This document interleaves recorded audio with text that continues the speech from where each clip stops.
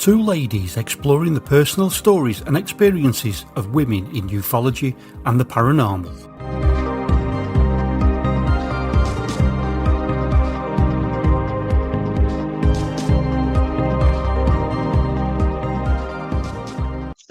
Hi to all of our listeners tonight. Welcome to Women of the Dark. And hi, Abs, how are you doing? I'm doing all right. I'm getting there, and you? Excellent. Yes, not too Excited. bad. Not too bad. Excited to have Irena with us. Yeah, very exciting episode today because we are joined by Irena Scott. So, Irena, would you like to introduce yourself to all of our listeners? I'm sure many of them will be familiar with your work.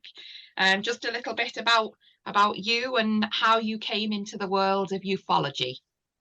Okay. I've written 4 books. The last one's Beyond Pascagoula, and the other ones are UFOs Today, about disclosure and the government hiding and misinformation.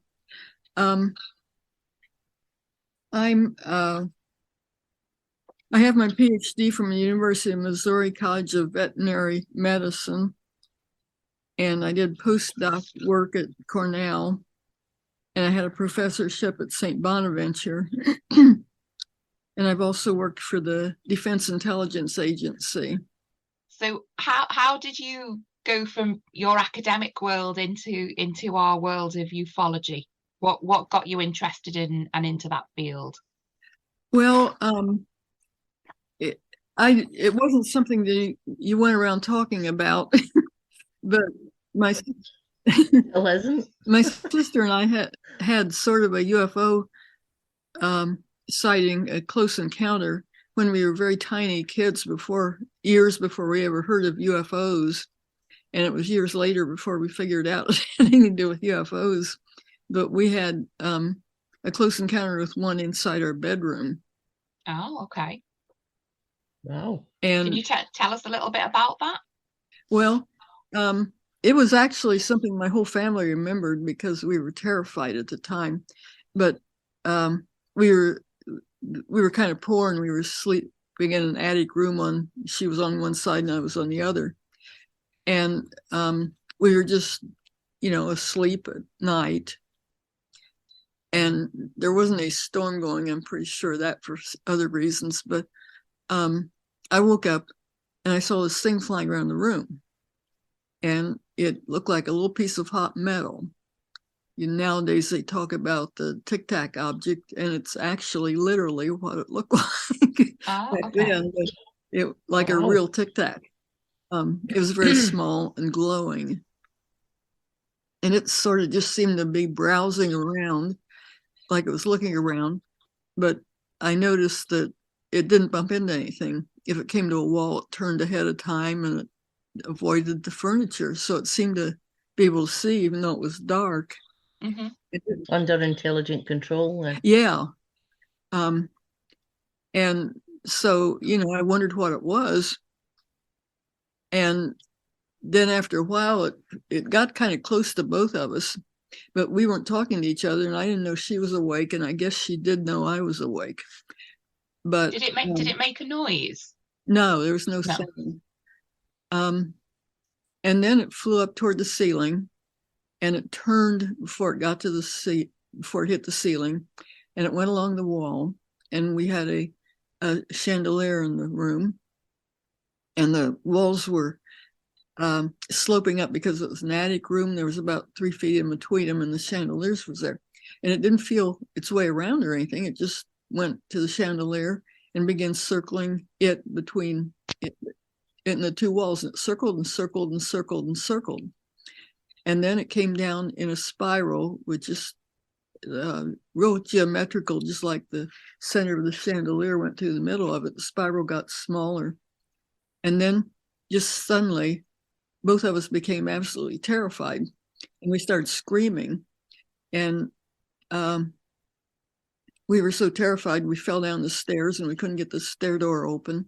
And finally we went screaming to our parents, and they said we weren't telling the truth. Of course. didn't Yeah. believe us, but it behaved in an intelligent way. I mean, it seemed to know where things were and stuff. But it was a number of years after that. But I even heard of UFOs, and I never thought of it being a UFO, because back then you thought of them like airplanes with pilots. But now people know that they're smaller ones.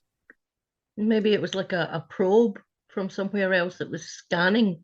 I don't know, because I read a book by Jenny Randalls years later called Star Children, and she said that there's a pattern of some people that they'll see small objects in their bedrooms when they're kids, and then later when they're adults they'll see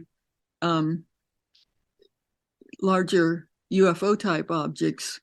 Mm-hmm. And that happened to both of us, because we saw that together when we were kids, and we didn't understand it for many, many years. But then later, together, we saw a large UFO type thing. And so how many years later was that? That was quite a few years later. And we knew about UFOs, but I still hadn't read, we still didn't know that little one might have been a UFO. But we saw the larger one in 1968. And what were the circumstances behind that sighting? That sighting lasted a long time. It was a very long sighting, and the whole thing lasted a long time. We had our first sighting in Ohio, and later when we grew up, she was at Drew University taking postgraduate work, and I was working for the Defense Intelligence Agency in Washington, D.C., so we're both on the east end of the country. We decided to take a vacation and go up and see the New England states. And so I picked up a couple of coworkers and drove up to New York, and they wanted to see New York and have me pick him up later. And so I let him out and took pictures of him and picked up my sister and went toward Boston. And we got there and it was still daylight. So we drove up to New Hampshire. And I found out later that we'd been in sort of the area where some of the Hill abduction took place. But we came back down to Boston. It was dark. It was getting dark. And we couldn't find any motels. So we decided to drive around on the outer belt and look. And so we headed toward the outer belt. And there was a airport south of us called the Norwood Memorial Airport. And we could see airplanes coming in and putting on their landing lights and their wing lights and red and green lights and everything. And there was this one thing that was smaller, I mean, below them, and it was very, very, very white. And there weren't any other colors. And we kept wondering what that was. And my sister kept saying, maybe it was a UFO. And I was in science at the time. And so I told her she was crazy. And I told her it was a helicopter blinking its landing lights, even though I'd never seen anything like it either. And so we kept watching it. And we were kind of arguing because it didn't look anything like an airplane. And then we went by, there was a woods on the west side of the road. And I saw this thing that looked like sort of like a basketball, but was transparent like a glass basketball. It had light on the inside, and the light was going through a spectrum of blue and red, and it just kept going through a spectrum like purple and red and blue and so on.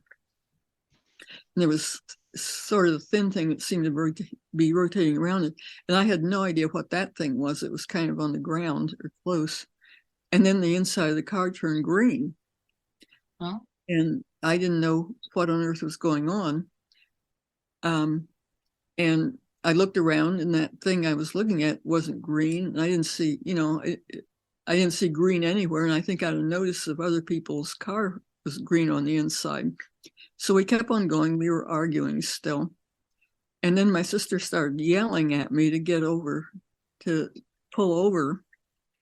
And she was watching the bright thing, and I wasn't. But so she started screaming at me, so I pulled over.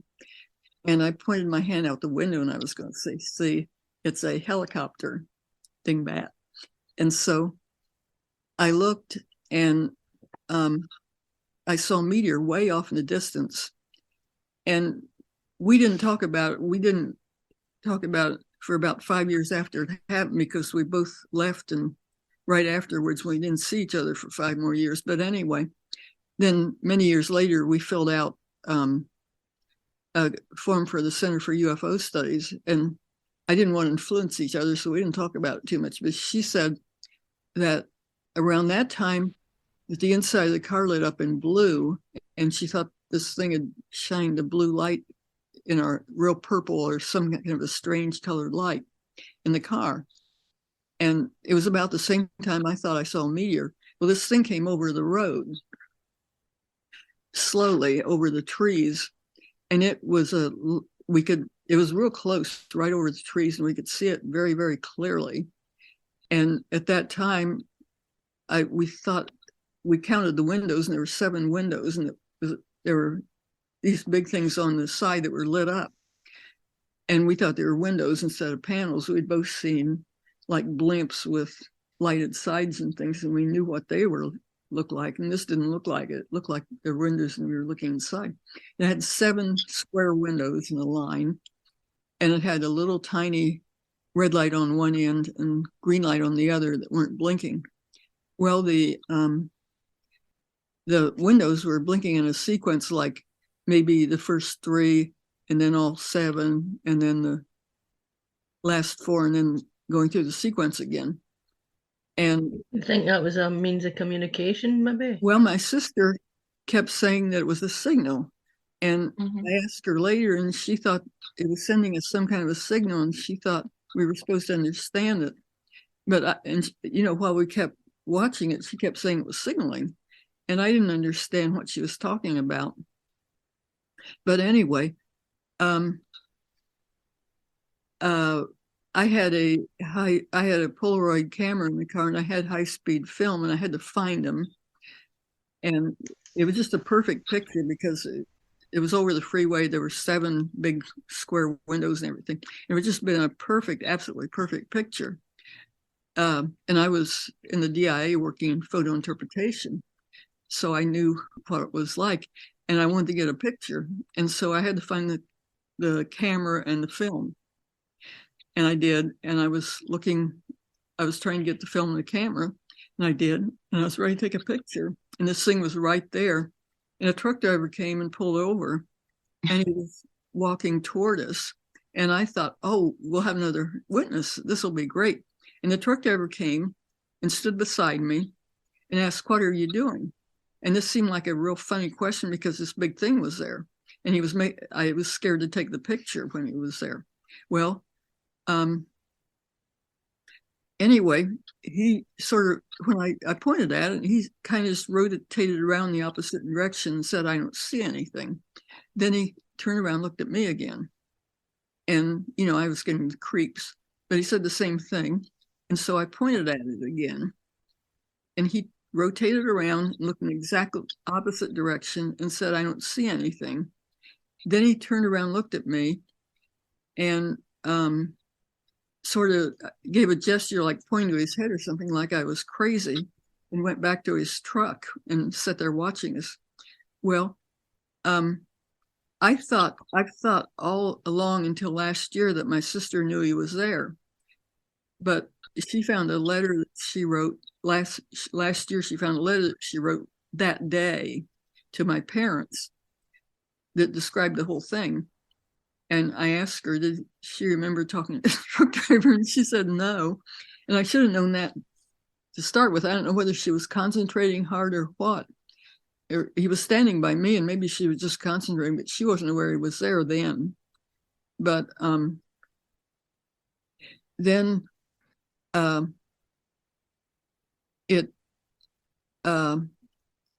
she said that after, in her write-up, that she said it took me a long time to put the film in the camera.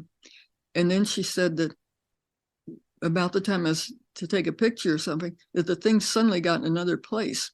And I wasn't aware of that. I was watching my camera and talking to this crazy truck driver. But then, and you know, I didn't realize it until I read her thing, but afterwards I realized it was a long ways away when I stopped talking to the truck driver. And it went toward the airport, and it started circling the airport, and it would circle a half circle from north to south so fast you couldn't even see it. And then it blinked twice on its way north, and it just circled and circled. Well, so I hadn't been able to get the picture, and by that time it was so far away, I was afraid I would get lens flares from the freeway. So there was a hill, and I ran up the hill, and I took some pictures and got pictures, and came back down. Just one of them turned out, and at the time we couldn't figure them out. But then we wanted to see it close again because we couldn't figure out what it was, and I was dying to get a picture, and that truck driver had stopped me from getting it. And so we got on the freeway, and we were going to go down to the next exit and turn around and go back. Well, the truck driver drove right in behind me and started following me right on my bumper.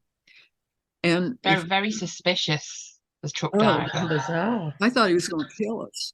Yeah. And he was definitely chasing us, because if I switched lanes, he switched lanes. If I slowed down, he slowed down. It wasn't like he was trying to get around me or something. He was right on my bumper and blinding me with his bright lights in my mirror. Very intimidating. Huh? Very intimidating. Oh, I thought we were going to die. And I said goodbye to my sister. And, you know, I thought this was the end. And so I finally, after he followed me at a while, I decided that what I'd do is I'd drive along as fast as I could on the left-hand lane. And then when I came to another intersection, I'd swerve off as fast as possible. And he might not be able to swerve that fast. Well, that worked as far as I could tell. And I think I lost him. I wouldn't have known the difference because I wasn't too aware of what his truck looked like, but I didn't see any more trucks driving. So anyway, I drove back and got on the freeway again and got up to about where the thing was circling, and it started going to the northwest. And the roads went north and south and east and west, and I had to sort of zigzag. And finally we were on this really bad old road with bumps and gravel and houses a long ways away that you couldn't turn around. It was just going a little bit faster than I could drive. And so I finally had to turn around and go back. Well, I had written real good details on everything that happened, but I hadn't put the time in. And Bud Hopkins interviewed me years ago and asked whether we had missing time. And I said I didn't know. But anyway, we drove back to Drew University, and I didn't know whether there was missing time or not, but my sister last year found this letter she wrote to my mother that gave the time. And we'd apparently watched the object for about 4.5 hours or something, which was, wow. It seemed a lot longer than we remembered watching it. So we might have had missing time. But anyway, I got back to Drew, and we went to sleep. And then I was supposed to pick up my coworkers, but they didn't show up. And I had a picture of them right there on the campus talking to my sister by where she lived. And I couldn't, they were real mad at me later and said, you know, that they couldn't get in contact with me. And I didn't understand that at all. But anyway, I waited a long time for him. And then I went back to Washington, D.C. and got there that night. And then I had a poltergeist experience. It lasted all night long. And then the next day I went to work for the DIA, and I was my normal self. It was a pretty weird thing. Do you think the poltergeist incident and the sighting were related? Well, they were both weird, and I don't usually have poltergeist experiences, so they both happened at the same time. So I thought, you know, they might very well be. There's some coincidence there, definitely. Yeah. We do find there's a lot of links between UFO activity and paranormal activity. Well, I know Kathleen Marden, who does a lot of, do you know her? Yes. She does a lot of research on that, and she says that a lot of times that people, I mean, at that time, I didn't even know what a poltergeist was. I mean, I was in science, and I thought I'd just gone insane. And I was afraid, I had this real high security clearance, and I was afraid I'd gone crazy and I was going to lose my job. And I didn't know what to do about it. But then later I found out about poltergeist, and I thought it was poltergeist. But she's done research, and she says a lot of people, after they have a close encounter or abduction, they have poltergeist experiences later.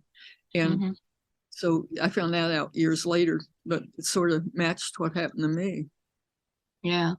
Can I ask you, Irena, do you think that women are underrepresented in the field of ufology? Yeah. And why do you think that is? I think they're underrepresented in the field of science.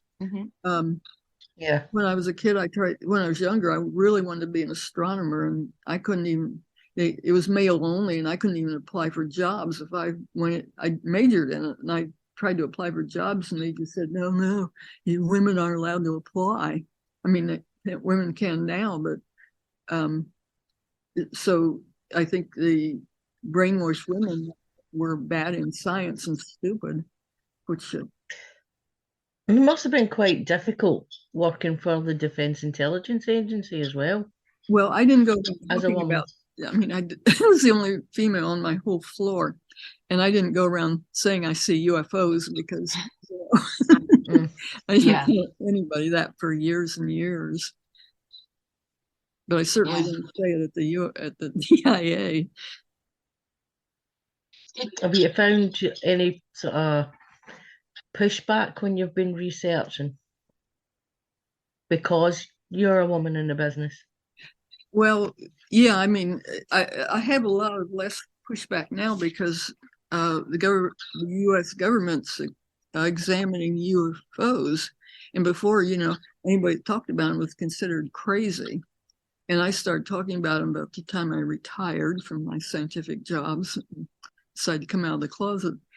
And, everybody said, you're crazy, they don't exist and all that. But now, you're taken a little bit more seriously.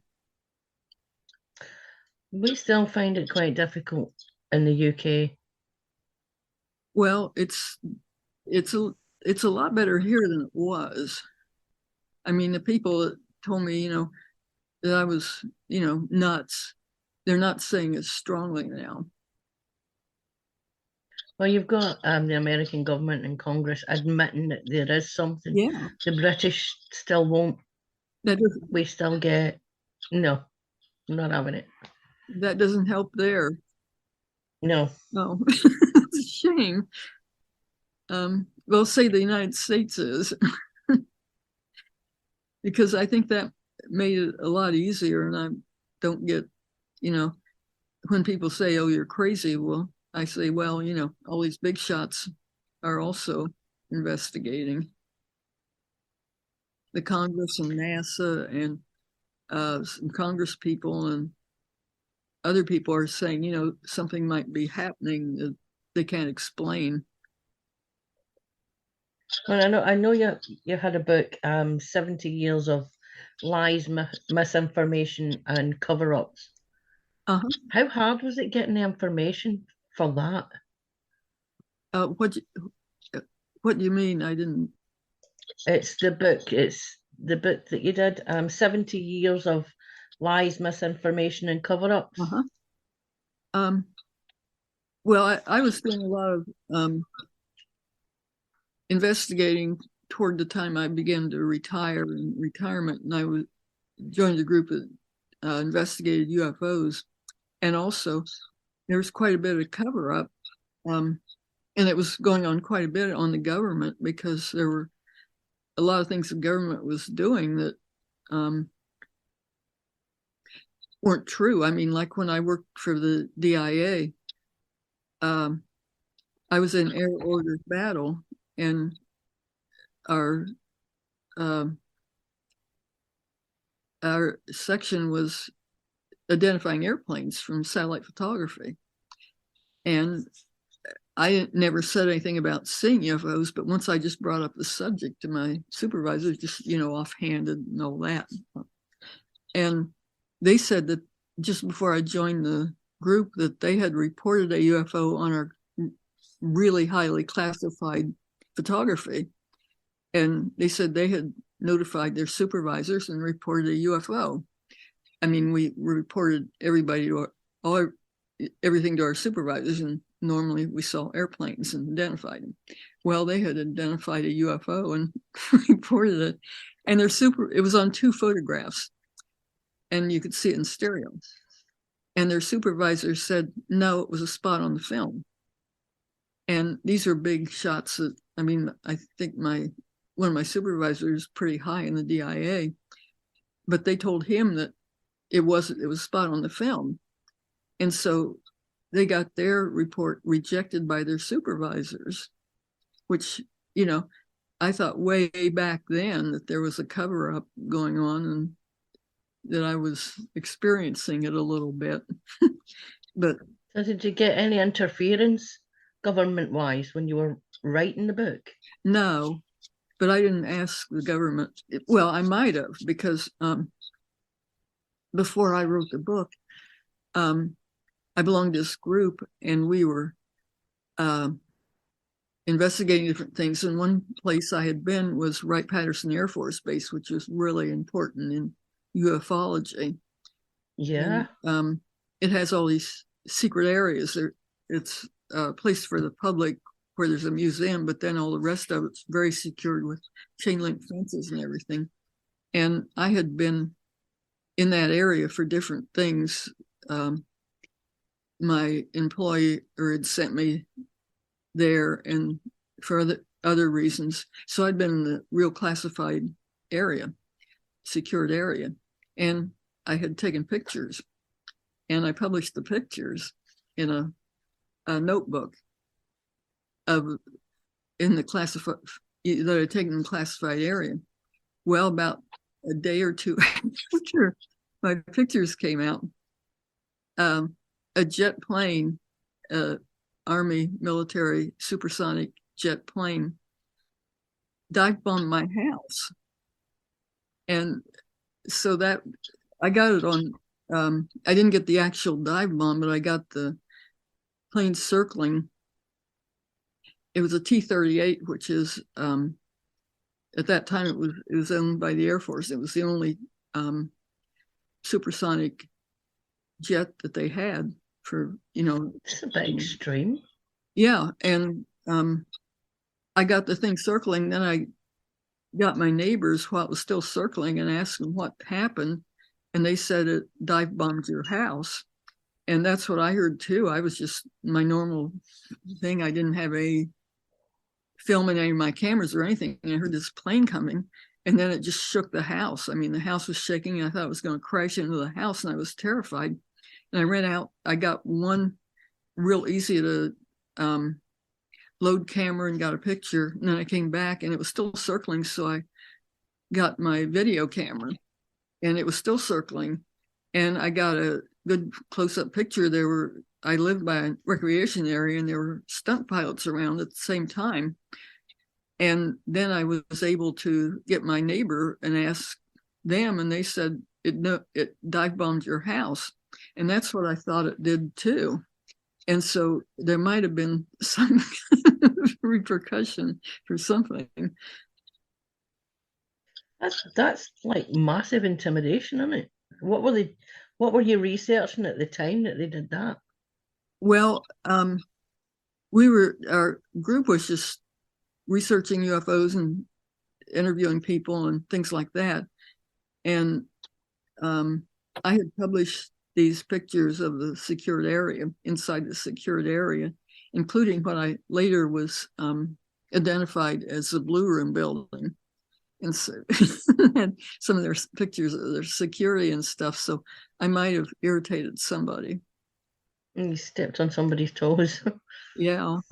Also, another person in the group was a pilot, and he was on TV around the same time, and they gave his address and phone number at the end of the program. And afterwards, a helicopter came and got in a firing position and circled his house 3 times. And the family, his daughter was a pilot too, and they knew airplanes and everything. And they reported that too. And it was, within a month of each other. So we got some interesting things happening right then. Yeah, I would say more than interesting, quite frightening. Yeah. Well, I mean, I thought I was going to get hit when the thing dived on my house. I didn't know what was going on. The house was shaking and everything. And then my neighbor's buildings were shaking when it happened too. I live on a farm and we aren't too close, but everybody heard that thing. Yeah. Have you had any other experiences where you feel that you have been almost tried to be silenced into speaking up on things? I've got to think about it. I don't remember anything now, but so I just have to think about it. I need to think about it some more. I don't know. Okay, not to worry. So, Irena, you are doing a bit of work at the minute, I believe, with Philip Mantle on the Pascagoula incident.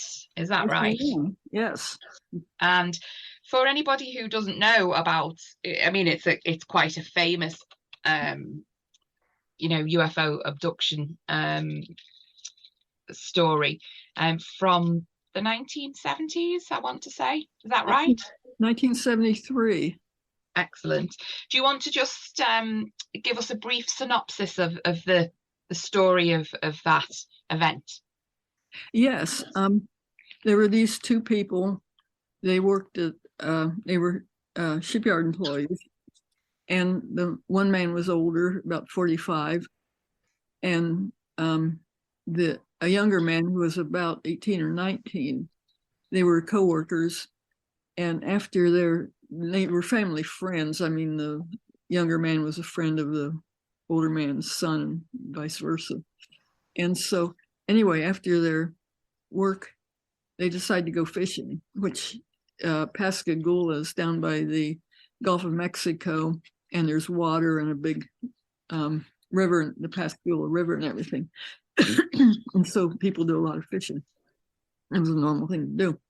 And so they looked at a couple of places and went to this one place that said no trespassing. And it made the younger man a little nervous because it was his car. But they decided to go.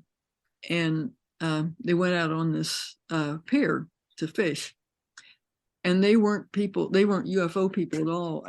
I talked to the older man's son, and he said once he asked his father whether UFO existed, and his father said nope.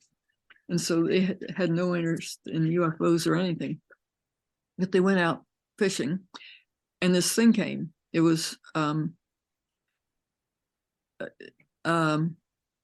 sort of submarine shaped or tic-tac shaped. It was big, about 30 feet long.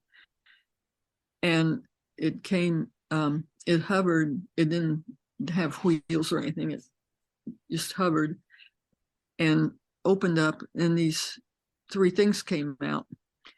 And 2 of them grabbed the older man, 1 grabbed the younger man and took him inside. And when they were inside, it was like the things were kind of like Pillsbury Doughboys or something. They were wrinkled and about 5 feet tall. And they had kind of like pointed ears and a pointed nose. And I don't know if they, for sure, whether they had eyes or not. But anyway, they pulled him into this thing, and the thing was very brightly lit, and they were separated.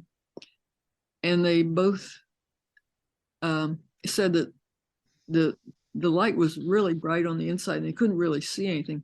But like both of them reported that something like a thing came out of the wall and scanned them. And the older man said it was like an eye or something, and it seemed to focus on him. And then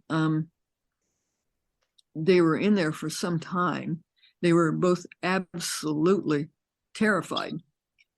And then the things took him back out and put him back on the pier.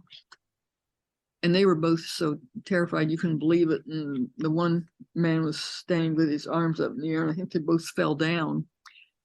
And they were just, beyond themselves. And then the thing went away. And so, if that happened to you, especially in 1973 with shipyard workers and things, nobody'd believe you. And the younger man, he had his whole life ahead of him, and he certainly didn't want to go through life being, the nut that saw the UFO. The older man had been in the military, and he'd been in life and death situations, and he thought he could take all the harassment, and he decided to report it, which the younger man very strongly disagreed with. But anyway, I think they tried to contact a newspaper, and the newspaper was closed or something. Mm-hmm. And then they tried to contact the Air Force Base. There was a big Air Force Base down there. And the Air Force Base told them that they no longer collected UFO reports, that, Project Blue Book had ended and everything. And so they told him to report to the sheriff's office. And so they called the sheriff's office. And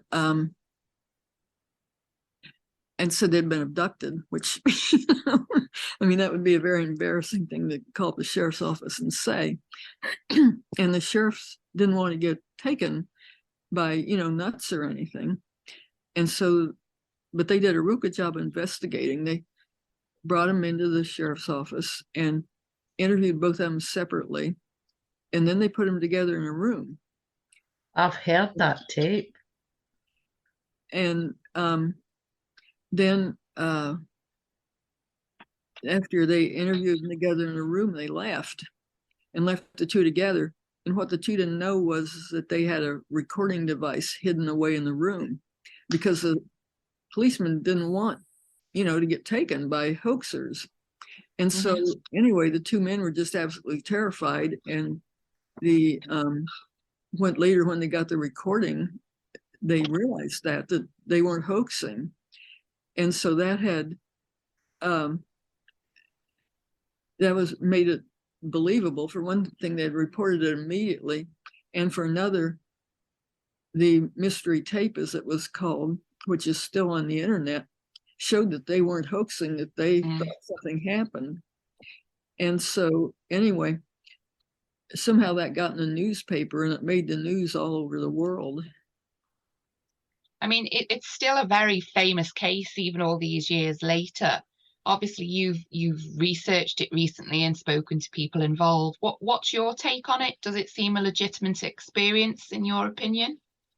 Yeah, because the two men were just overwhelmed, and a lot of people interviewed them, and I talked to people that interviewed them, and that said, that they could tell, that they were just practically in shock. I know he still liked to talk about it. Did you, by chance, at some point get to speak to him? Not too much. I talked to their wives and son and things. But the older man wrote a book. He's dead now, but he wrote a book several years ago that detailed it and gave it a lot of detail. And the younger man has written 2 books now and got details. But it's very unusual because, for one thing, a lot of people don't think abductions exist, because a lot of abductions take place out in the boondocks where there's not any witnesses, and where the people don't even realize anything happened, and they don't remember it until later in their dreams or hypnosis or something. Well, these people were both conscious, remembered it, they reported immediately. But another thing is that a lot of people there saw things at the same time. In fact, there was another group that were on the other side of the river that may have been abducted at the same time, and they saw what was going on. They didn't know what was going on then, but they saw some parts of it.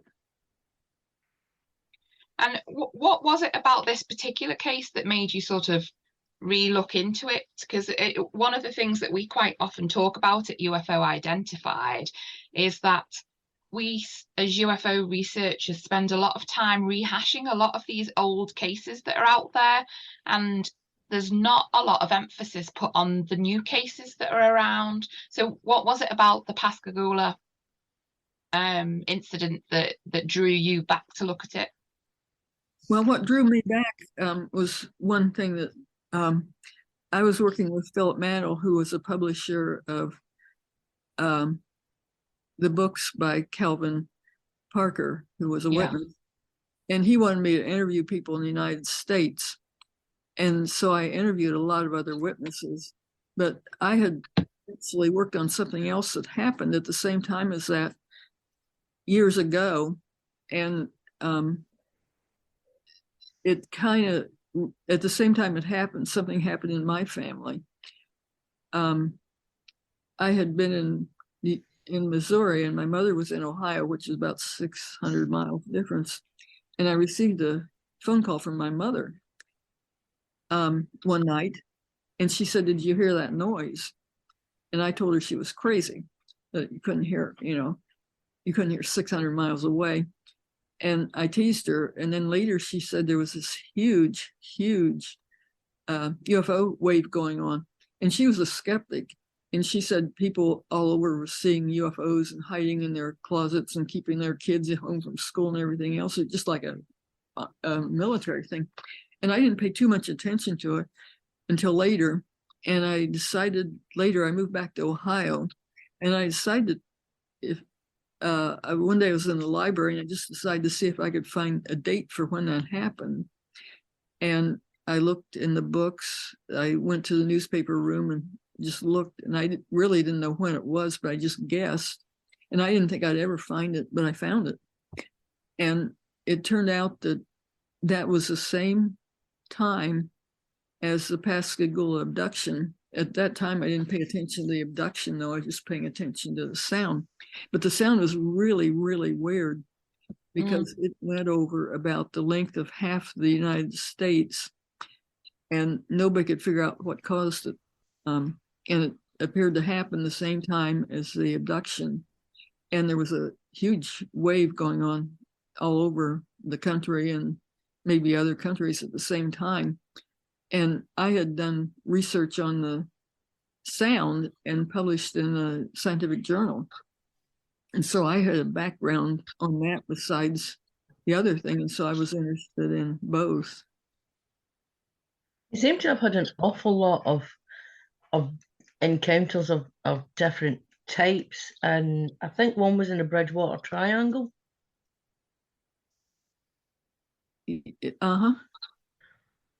What was that one? The Bridgewater Triangle? Yeah. That I found out about later. My sister and I had the sighting in Massachusetts, and on a podcast just a couple of years ago, I found out that there was a Bridgewater Triangle, and that in kind of the area where we had that sightings, there had been a lot of other sightings with people that were seeing things like UFOs and poltergeists and things like that, just like we experienced in the same area. Yeah, it seems to be a massive hotspot. They have it's a cryptid dream. They've got all sorts there. But I'm wondering if the connection is you or the places that you are in. I don't know, because it turned out, another thing I found out, within the last years in the podcast was that the very first UFO sighting in the United States had been right there where we saw ours, where we first began to see ours. It was, it might have been an abduction, and it was the Plymouth colony that back in 1636 or somewhere around there, not too long after the Mayflower. And these people were on a boat, and they saw this object lit up at night flying around. And then they wound up being upstream and didn't know it. And so it might have been even an abduction. and it was written up by one of the first people that, that was one of the first colonies in the whole country. And that was one of the first sightings. And where our sighting took place was just about the same place as where that happened. So it was very strange. And we had a lot of our ancestors were there in that first colony too. So it was pretty weird. Do you think it might be a genetic connection? I don't know. It was just interesting what you find out later. What plans do you have for future research, Irena? Do you have anything in the pipeline? Yeah, Philip and I are going to write a book. We have it written actually. It's to come out in September, called Beyond Reasonable Doubt. And there were so many other sightings at the same time as the Pascagoula one and events that we are saying that in a court of law, they prove something to exist beyond a reasonable doubt. We have enough other observations that we could almost prove that abduction beyond a reasonable doubt. So it's not just like one incident, it's been a wave. Yeah. There was a huge wave there and where my mother lived and a lot of other places too. And a lot of other people that saw UFOs at the same time as when the abduction was taking place on the same day and that sort of thing. I mean, it wasn't just by itself. There were a lot of other observations. And we are you looking to link these sightings and experiences? Yeah. I interviewed a lot of the people that had them. I interviewed them on tape, and there's transcripts of their tapes in the book. So I have firsthand interviews with them. Yeah. Irena, one of the things that Abs and I are looking at doing next is going under regression and looking at regression therapy within the field of ufology and how legitimate or useful it is as a tool. What are your thoughts on the use of regression? Well, in our books, we had a number of people regress, such as the two participants, and then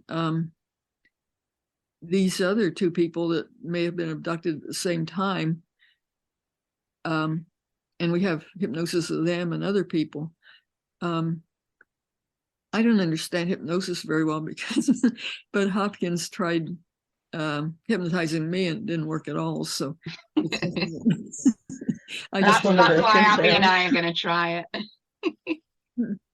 Well, I guess it works on most people, but it didn't do anything for me. So I don't understand it, and I have other people answer the hypnosis questions because I'm not too sure I understand anything about it. But we have a number of transcripts, and the other people did hypnotize and gave interesting reports that were in more detail in what they remembered, especially one of them. Yeah, it's a little rabbit hole that we intend to go down soon, Abs, isn't it? Yeah. Whether we'll get out of the rabbit hole, I don't know. We don't know what we're going to find when we go down it. Well, have you people had experiences? We have, yeah. But we want to make sense of it, I think. One similar to you that honestly, up till this point, I didn't put it together until I heard you talking about poltergeist activity with it. Even though we researched it, it never occurred to me. I had a sighting in 2008 and I took a fairly decent picture. You know the picture? But after that, the house we were in had quite extreme paranormal activity.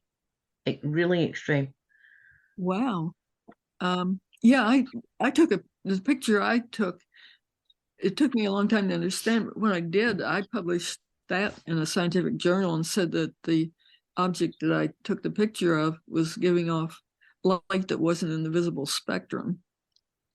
And I could see that from the photograph. Yeah. It's odd how photographs react, how the camera reacts to stuff. It's like we can't see it until you see it on film. Yeah, because that type of Polaroid and that type of film could could photograph light that you couldn't see. And even digital photographs are the same. You can take pictures and see nothing when you're taking the picture. But when you look at it on a computer, all of a sudden it's there. Uh-huh. I find that quite a lot. Uh-huh. Yeah, it's really strange because if you try to photograph UFOs, they don't turn out the same as photographs of normal things. And yet you take pictures of normal things and you get really good UFO pictures. Yeah, no, yeah. Well, I have to say it's been absolutely lovely talking to you, Irena. It really has. Well, it's been really nice talking to you, and I'm glad you... It's a fascinating topic, and you've been in it for such a long time and so accomplished in it that as a woman in the field, we can only look up to you. Well, I wish more women were in it. I mean, I wish more women could get into science too. Well, we're trying. We're trying to fly the flag. And certainly here in the UK. I do have a degree, and it is a science degree. I'm a biologist, but I tend not to use it. But there's a lot. It's a very male-dominated field. It's really hard to break into. Yeah, and I think women bring a lot more observation and different information into things than men do. It does seem to be an old boys club, though. Yeah. Something we're trying to break down. Yeah, I hope so. Yeah, there's a lot of science is a lot different now. Women have been in it too. Yeah. So we'll keep trying to bash down those doors, see how we get on. But thank you very much for joining us for the show today. For any of our other listeners who are out there, just a word of little promotion for UFO Identified. We do have our mini con this October coming up, and tickets have just this past week gone on sale. They're flying out the doors, so we do have some early bird offers on for people if they wish to purchase tickets. And you can find all the ticket and the event information about who is speaking. Abs and I will be presenting on our experience of regression and about regression in general. So if you head over to www.ufoidentified.co.uk, you will be able to find all the information there and get yourself a ticket before they sell out, because for the past 2 years, tickets have sold out and we've ended up with a waiting list. So be early. Thank you again, Irena. Well, thank you very much. It was great. We'll have to speak to you again and get a catch up after the book's been released and see what the skinny is on that. I have another one coming up about messages from UFOs too that may be published next year. Fabulous. If we speak to you before that and get you a good plug in for the book, it's also something we've been looking, well, Nat in particular is going to be looking at, is messages and sort of consciousness work. Yeah, it's what it's about. Fabulous. So, but again, thank you very much for taking the time to speak to us today. Thank you.